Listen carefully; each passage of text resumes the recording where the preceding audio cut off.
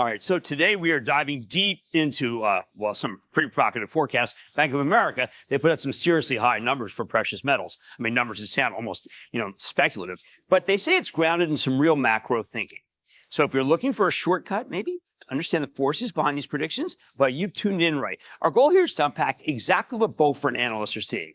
We're talking gold hitting a peak of $5,000 an ounce next year, and silver up to $65 an ounce. Big numbers. Yeah, and you know what's fascinating here is the history. Beaufort's precious metals team, this isn't just out of the blue.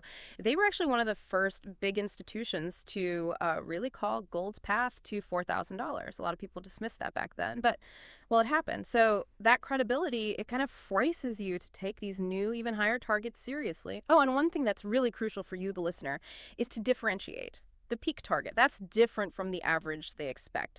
Beaufort isn't saying gold will just sit at $5,000 all year. Their forecast is more like gold averaging around $4,438 an ounce, and silver averaging, $56.25. So yeah, $5,000 is the ceiling, the headline number, but the average itself still shows incredible strength. Okay, that sets the stage perfectly. So what ingredients are they actually mixing together to get this kind of explosive result? We're going to structure a deep dive around, let's say, two main drivers. First, this supportive, and they actually call it unorthodox policy framework. Sounds complicated. And second, the actual money, the capital flows needed in terms of investment demand. Then, yeah, we absolutely have to talk about the warning signal Beaufort's flashing. Near-term overheating. We'll get to that. Okay, let's start with the foundation then, the macro picture. The analysts point right at this supportive but unorthodox policy framework coming out of the White House. That term itself, unorthodox, it suggests things are, well, different now in how the U.S. economy is being managed. What exactly does that mean? What's in this policy mix that's so good for gold? Well, when Beaufort uses unorthodox, yeah, they're basically signaling that the traditional economic rulebook, maybe it's being ignored or rewritten, perhaps. It's a very specific cocktail of policy choices that when you put them together, they create this kind of perfect storm for, well, eroding confidence in regular currency. And that's gold's sweet spot, right? So the framework, as they see it, has like four main components driving this. First, you've got these persistent, really heavy fiscal deficits, and that's coupled with, spiraling national debt. Second, there are these stated intentions to actively reduce the current account deficit and also kind of restrict foreign capital coming in.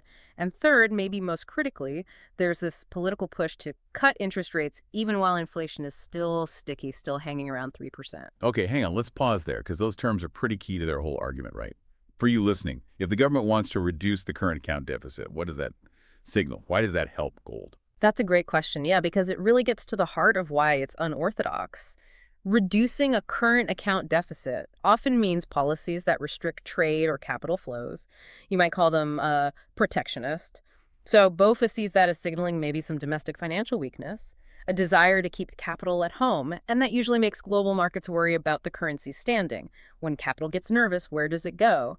It looks for the ultimate safe haven, and historically, that's gold. Right. And the debt part, I mean, there's always been debt, but Beaufort seems to think the combination is the issue now.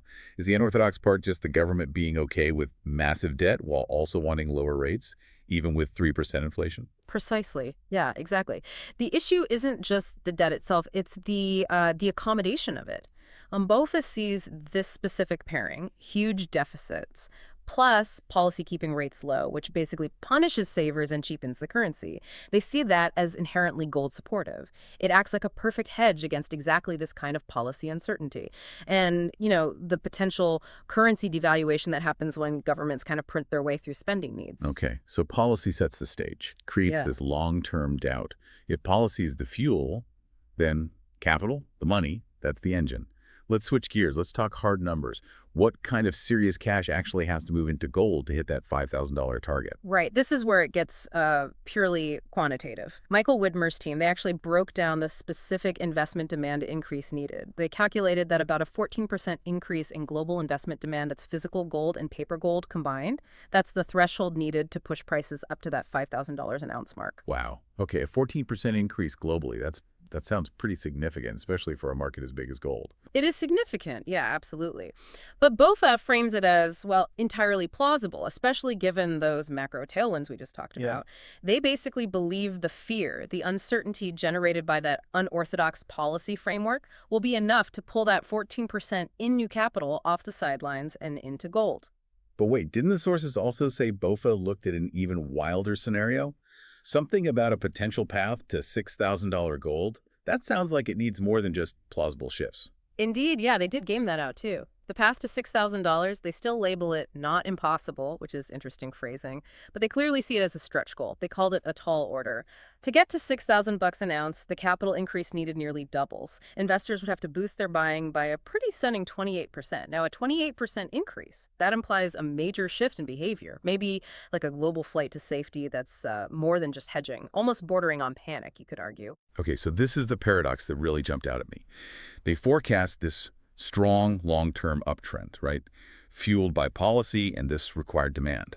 But at the same time, BOVA flags an elevated risk of near-term consolidation. So why the long-term optimism paired with such immediate caution? Why cautious about the next few months? Yeah, that raises a really important point about market momentum versus maybe market health. The analysts seem to believe the market just got temporarily overheated, too much capital moved in too quickly. In their view, the short-term action was just, well, too fast, too aggressive, and now it needs a breather, a cooling off period before those long-term fundamentals can really take over again. And you really have to look at the, frankly, jaw-dropping data they cite to back this up, this risk of consolidation. They reported that ETF purchases of gold, they rose by a staggering 880% year over year back in September. Whoa. 880% year over year. That's not just normal investing. That sounds like, I don't know, panic buying or just a desperate rush not to miss out. Exactly, yeah. When you see that kind of aggressive buying in such a short period, it suggests that, well, maybe every immediate buyer who wanted in, they're already in. The market just needs time to digest that huge inflow. And furthermore, BOFA points out that total gold investment, physical and paper, almost doubled. It now surpasses 5% of the value of global equity and fixed income markets combined. That kind of market share, well, it's probably unsustainable in the short term. Makes it vulnerable, right? Any bad headline could trigger profit-taking and consolidation. Okay, that makes the caution seem perfectly rational then. Long-term drivers pushing up, but the short-term trade is just stretched way too thin. Got it. Now let's pivot a bit. Let's talk silver. Gold is mostly seen as money, right? A monetary asset. But silver's got that dual role, monetary and industrial. So with that ambitious $65 target for silver, how does the analysis change? Is it the same story? Silver is definitely the more nuanced asset here, and frankly, probably trickier for BOFA to analyze. While they are targeting $65, they also acknowledge some significant headwinds, some countercurrents. Get this. They actually expect an 11% decline in overall silver demand next year. Hold on.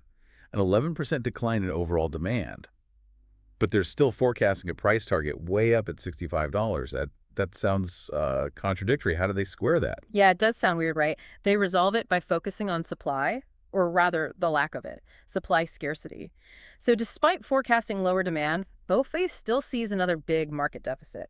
Global supply just isn't keeping up with even that lower level of demand. There's a structural floor there. So it's the deficit that keeps the upward pressure on the price. That provides the support needed to push towards $65, kind of riding gold's coattails as a monetary metal too. Ah, okay. So if gold's rising on monetary fears, silver gets a lift from that, plus this benefit of just not enough physical supply coming out of the ground. But what's the biggest unique risk for silver then, given that industrial reliance? Yeah, the key risk, and it's a big structural one, it really lies in the solar power sector. Silver use in photovoltaic solar panels. That's been a massive demand driver for silver over the last decade or so.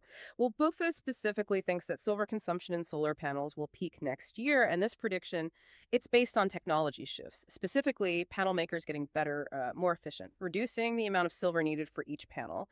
So if solar panel demand for silver does peak, then silver loses a major industrial growth engine, which means it really needs other sectors like 5G, electronics, maybe electric vehicles, to accelerate pretty fast to fill that 11% demand gap BOFA already sees coming. Right, that's a critical difference then. Gold is pretty much just banking on political dysfunction, maybe monetary fears. Silver is banking on that, plus enduring industrial demand that can survive these tech shifts. Interesting. Okay, so let's try and wrap this deep dive up. Let's synthesize the main tension here for you, our listener. We've laid out a pretty compelling case, based on BOFA's view, for this sort of unstoppable long-term uptrend. It's fueled by supportive, maybe slightly crazy, unorthodox macro policy, like massive deficits, low rates, and it's fueled by investment demand needing that 14% increase just to hit the $5,000 target for gold. Exactly. But then that long-term policy optimism, it's really heavily counterbalanced by this very real, very immediate risk of consolidation, driven by those record high investment inflows we talked about. Remember that 880% year-over-year jump in ETF buying. That kind of short-term frenzy suggests the market's just exhausted. It needs a breather. So the fight is between that patient, maybe 14% long-term growth needed, versus the impatient parabolic surges we just witnessed, and maybe the potential for that 28% surge if things get really wild. Right. And as we close out this deep dive, here's maybe a final provocative thought for you to chew on. BOFA's entire $5,000 thesis seems to hinge pretty heavily on this unorthodox policy framework. Just continuing.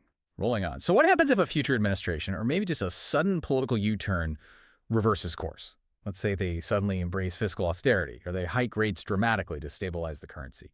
How quickly does that $5,000 long-term target become, well, irrelevant? Even with the current investment demand levels, it forces you to ask, is this primarily a financial prediction or is it really a political one? Something to think about.